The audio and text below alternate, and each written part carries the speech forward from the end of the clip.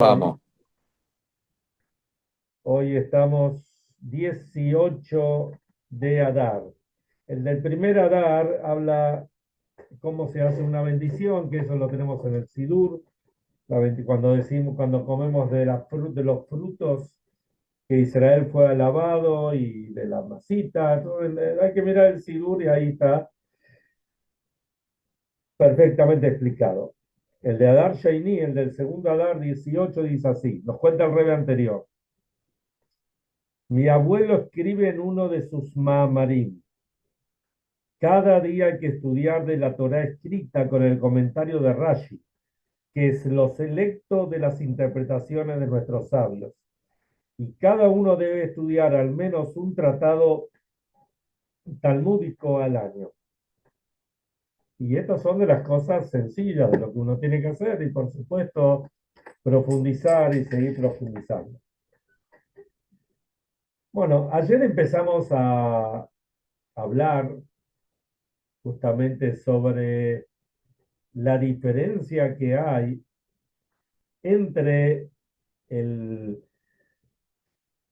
el santuario que Hashem mandó a hacer a Moshe, como están escritos en las dos primeras parshiot de hace 2 semanas y 3 semanas atrás, que son Vayaquel y perdón, Terumá y Tetzabé, y en esta parsha de esta semana y el de la semana que viene, cómo es el Mishkan, cómo es el santuario que Moshe le ordenó al pueblo de Israel, que en las primeras dos parshiot es el santuario de arriba, y el Bet HaMikdash el Mala, y en las dos de esta semana y la semana que viene, Vayaquel y Pekudei es el santuario como es aquí abajo.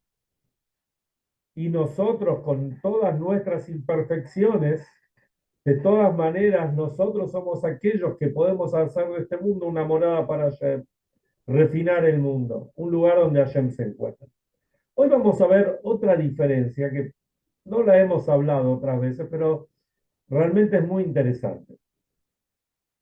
Si nosotros miramos lo que trae el Maimónides, eh, cuando el pueblo de Israel, cuando empieza, mejor dicho, las leyes de Peita Bejirá, las leyes de la casa eterna, de la casa elegida, o sea, de los templos, el Maimónides nos va explicando que dónde estuvo el santuario. No es que llegaron a Israel y hicieron un santuario, sino que pasaron 440 años hasta que, primero a través del rey David y en la práctica el rey Salomón, el hijo del rey David, Shlomo Amelech, fue el que construyó el templo. 440 años, de los cuales 369 estuvieron en Shiloh. Uno de los lugares donde estuvieron hoy en día en Israel, hay un lugar que se llama Shiloh, también cerca de Jerusalén o pegado a Jerusalén. Eh, una de las,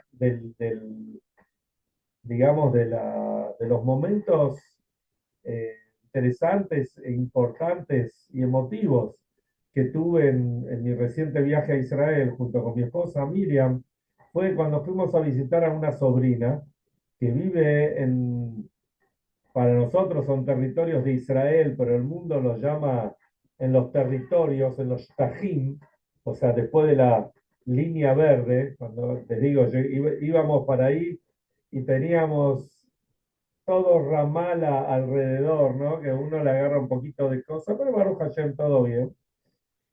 Toda esa zona se llama Binyamin. Y nuestra sobrina nos contaba y hablamos, ¿no es cierto?, de acuerdo a nuestros conocimientos y sus vivencias, que ahí en Binyamin pasó todo, pasó gran parte de nuestra historia, pasó ahí. Cuando uno dice, ¿nos pertenece, no nos pertenece? ¿Cómo no nos va a pertenecer si ahí pasó todo? Ahí cuando entraron a la tierra de Israel, cuando se construyó el santuario y después todo como se fue construyendo el Beit HaMikdash, todo pasó por ahí, o un montón de cosas pasaron por ahí. Esto es como una nota anecdótica. Pero algo interesante que nosotros vemos diferencia entre los distintos Mishkan, los distintos santuarios, hasta que se llegó al Bet HaMikdash, a los dos grandes templos de Jerusalén, es que los primeros, los Mishkan, eran algo, digamos, no era algo permanente, era algo, podemos decir, nómade, no era algo estable. Y sin embargo, los Bet HaMikdash ya eran de piedra, ya eran concretos, ya eran toda una construcción. Los Mishkan eran, ¿qué trae Eduardo? Los Mishkan eran,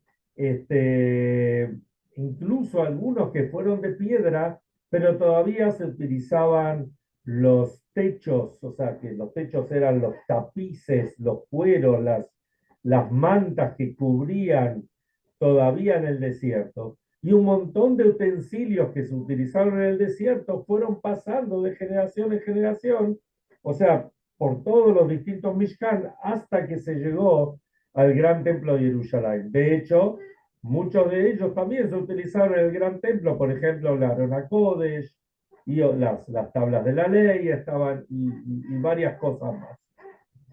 Tal vez en otro momento hagamos un shiur puntual sobre esto. Eso es una de las diferencias. Y después hay una diferencia impresionante, muy interesante. El Mishkan o los Mishkan no fueron destruidos, especialmente los que duraron la mayor cantidad de tiempo. Los Bet HaMikdash, los grandes templos de Jerusalén, que duraron muchísimo tiempo, perdón. El primero duró 410 años, el segundo duró 420 años. Sin embargo, fueron arrasados, fueron destruidos, quemados por los babilonios y después por los romanos. Sin embargo, el Mishkan no pasó esto. ¿Qué pasó con el Mishkan? ¿Dónde está el Mishkan? Dice, está traído que el Mishkan está como escondido en algún lado bajo tierra. Todo con todos los elementos del Mishkan están todos escondidos. Y acá viene una pregunta, entonces, la pregunta del millón, podríamos decir. Si el pueblo de Israel no se portó bien, ¿por qué era necesario destruir a los templos? Tal vez la necesidad era, se podía haber hecho otra cosa, que los templos caigan debajo de la tierra y queden escondidos allí. Como de hecho, cuando se estaba por destruir el primer templo, ya muchos años antes, hubo un rey que se llamaba Yoshiau Amelech, el rey Yoshiau, y él tomó los elementos más importantes del templo, el Aron HaKodesh, las tablas de la ley y otros elementos más, y los llevó, llamó a los Leviim, y como cuentan los Leviim, los llevaron digamos, a recámaras que había ocultas debajo del templo y ahí están escondidos.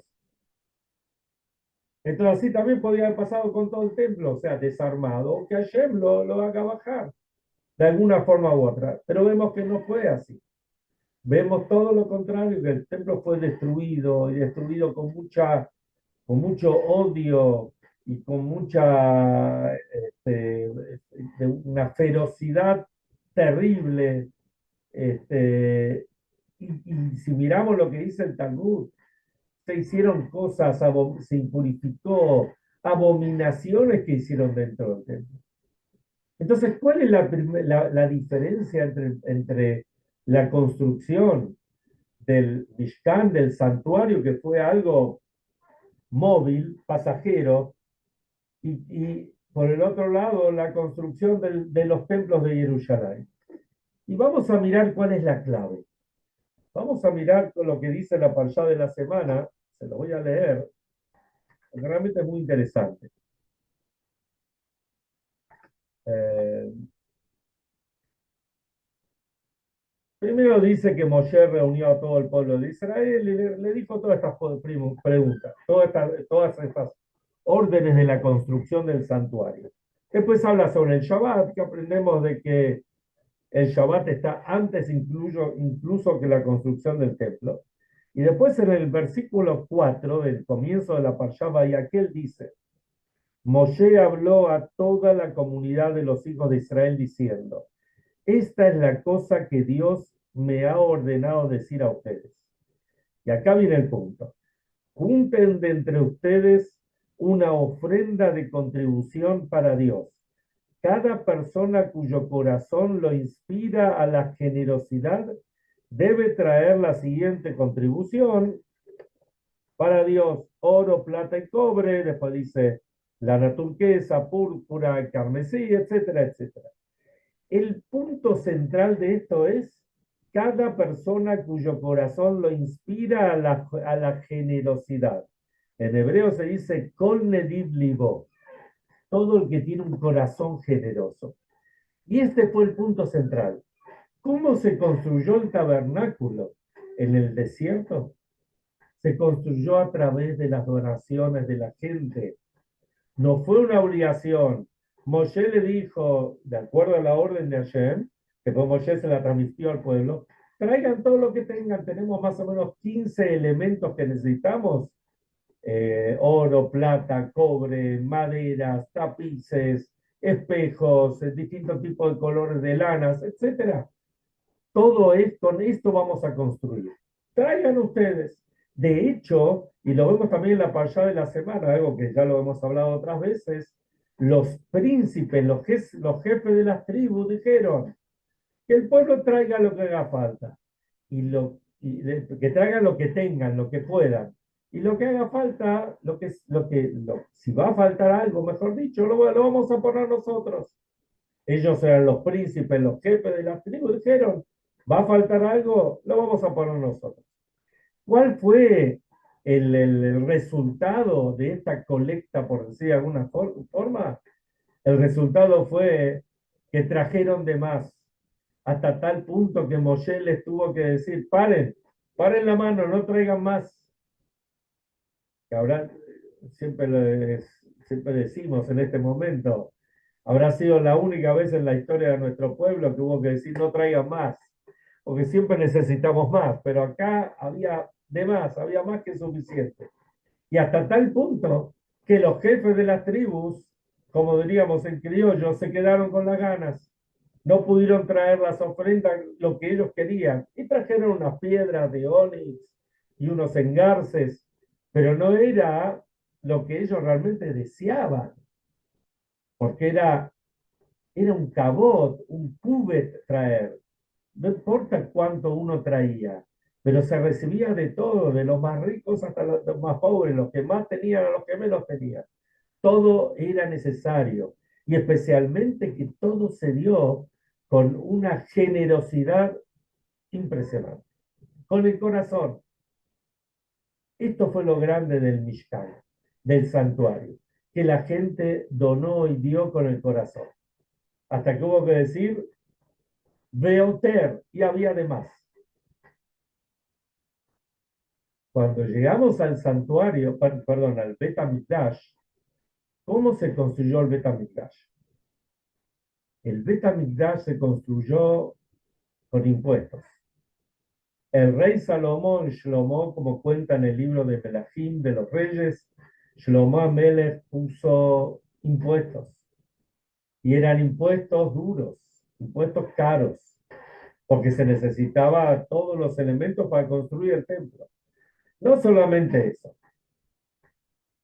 Shlomo Amelech reunió a unos 30.000 soldados o gente que los convocó, más que decir convocó, los alistó, y tenían que ir al Líbano y tal vez a otros lugares para traer, como cuenta al principio del libro de los Reyes, cómo fue para congregar, para poder juntar todas esas piedras enormes con las cuales se hizo el Betamigdash y todos los elementos.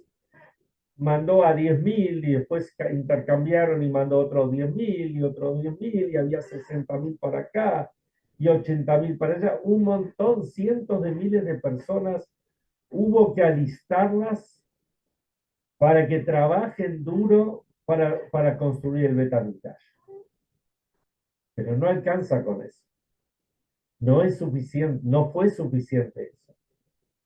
La gente tuvo, o sea, los impuestos eran muy caros para esto. Pero bueno, era la casa de Hashem, era el santuario, el lugar, que iban a venir de todo el mundo a estar ahí. Tenía que ser lindo, bello, y ¿cómo se iba a hacer si no era con los impuestos de la gente? No es que Shlomo Amelech, Hasbe Shalom, no había nada de corrupción. Todo iba para donde tenía que ir, pero se necesitaba mucho. Cuando fallece Shlomo Amelech, ya había sido la inauguración del templo, etcétera, quedó como rey su hijo Rehabam. Cuando Rehabam asumió, vino la gente de Israel, los delegados, pero de buena forma le dijeron, Su Majestad, necesitamos que nos alivie un poco con los impuestos, porque ya estamos agobiados. ¿Qué hizo Rehabam? Tenía dos opciones, aliviarnos, seguir igual, o una tercera. Y él optó por la tercera. ¿Cuál era la tercera? Le dijo, no solamente que van a tener los impuestos que les dispuso mi padre, sino se los voy a aumentar los impuestos. Y ahí Rehabam, ese fue el final de él. ¿Qué pasó con Rehabam? Muchos de los Yehudim se fueron de él y se fueron con uno que era un idólatra, llamaba Yerabam Ben Nebat. O sea, quedaron solamente dos tribus con Rehabam y el resto se fueron con este Yerabam Ben Nebat y fue el cisma, el cisma. Se constituyeron en dos gobiernos, el gobierno de Yehudá y el gobierno de Israel. Malhut Yehudá, el reinado, mejor dicho, de Yehudá y el reinado de Israel. O sea, ¿en qué terminó esto? Terminó en el cisma. Se perdió todo, porque después se perdieron las 10 tribus y ya no fue lo mismo. Ya no era lo mismo como fue en la época de Shlomo Amelech. Shlomo viene de la palabra shalom, paz. Había paz en el mundo. Todos los reyes venían a rendirle pleitesía a Shlomo. Y Shlomo viene también de la palabra shleimut, integridad, estaba todo completo.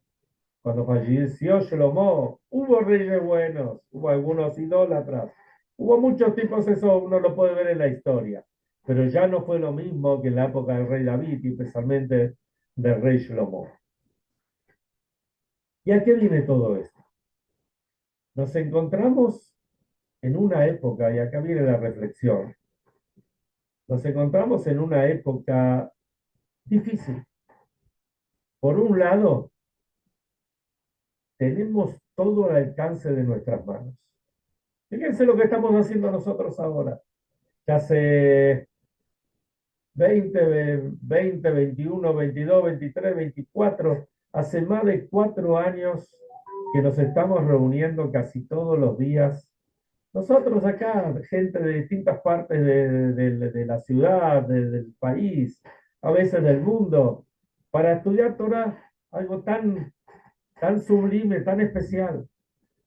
En otras épocas era imposible pensar esto. Era algo, ¿a quién se le podía ocurrir?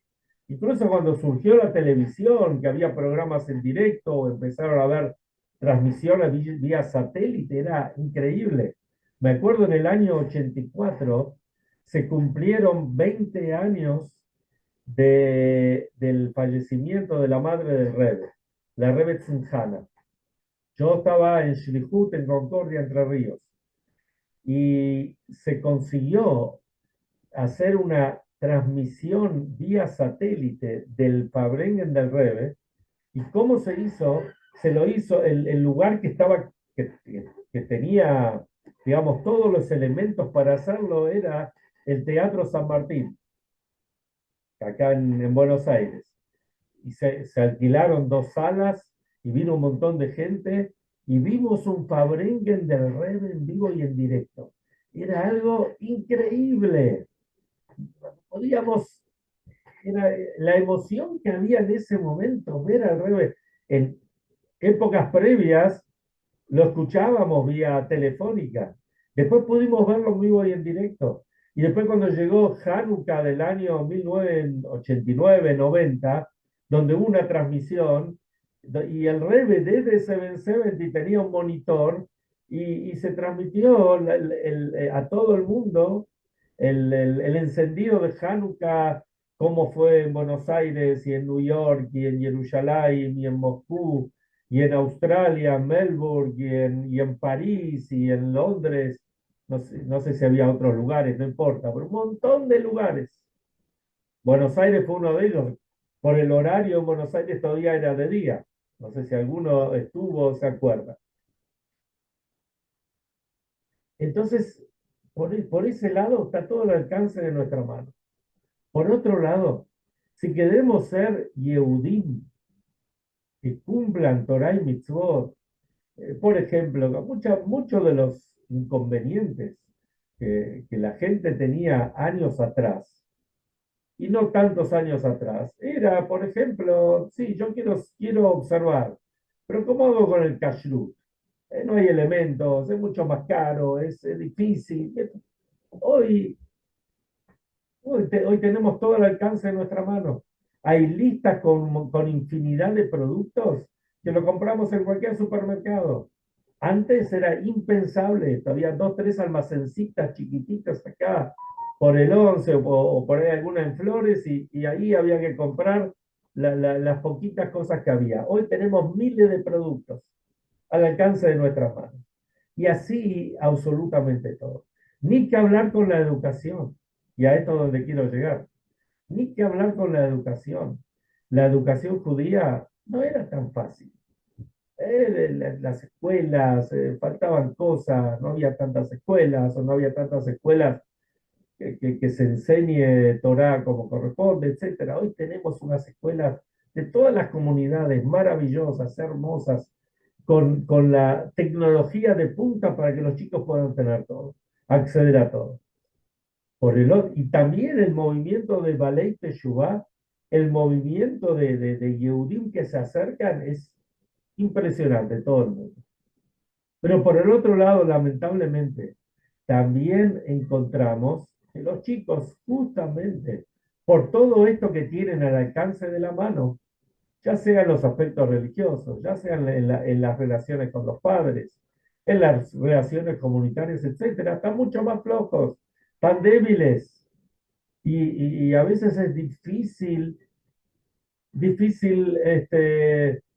acercarlos. Entonces tenemos dos formas de acercarnos.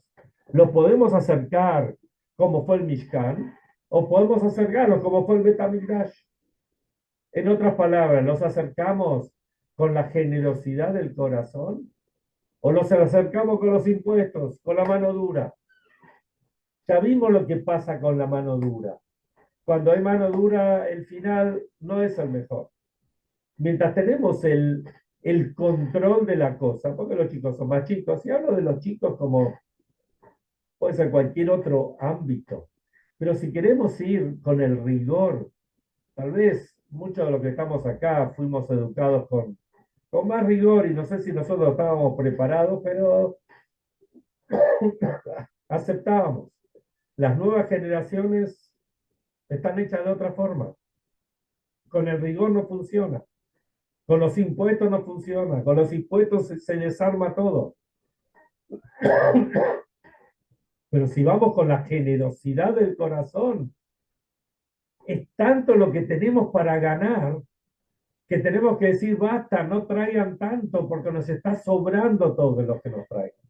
Y así pasa cuando queremos educar a nuestros hijos, a nuestros nietos, a nuestros alumnos, queremos acercar a alguien, no podemos acercarlo con mano dura. Algunos se va a acercar, pero muchos lugares se van a alejar. Hay que mostrar la generosidad del corazón, como dice la parashá de la semana. Siempre con la generosidad del corazón, aunque no lo veamos en el momento, a veces los resultados están enseguida, pero a veces los resultados pueden venir después de años. Y cuando uno habla con la gente, A mí me ha pasado, o he escuchado, de gente que por ahí uno quiso acercarla y no se acercó, no nos dio mucha bolilla. No, tal vez no era el momento o lo que fuere, pero hablamos con un corazón abierto, de corazón a corazón, quedó. Y la gente a veces después de 10, 15, 20 años o más, lo reconoce y dice, gracias a lo que vos me dijiste, o lo que me dijo esta persona, me dijo el otro, esto me quedó. Y cuando llegó el momento, prendió. Esto es lo que nos enseña la parshá de la semana. Cuando queremos hacer el santuario, es nitvat libo, es la generosidad del corazón. Y el santuario no es solamente el santuario físico, es el santuario que tenemos dentro de nosotros. Cada Yehudí es un santuario. Y con ese santuario hace una morada para Hashem. Y con esa morada para Hashem traemos al Mashiach. Nos vemos mañana si Dios quiere.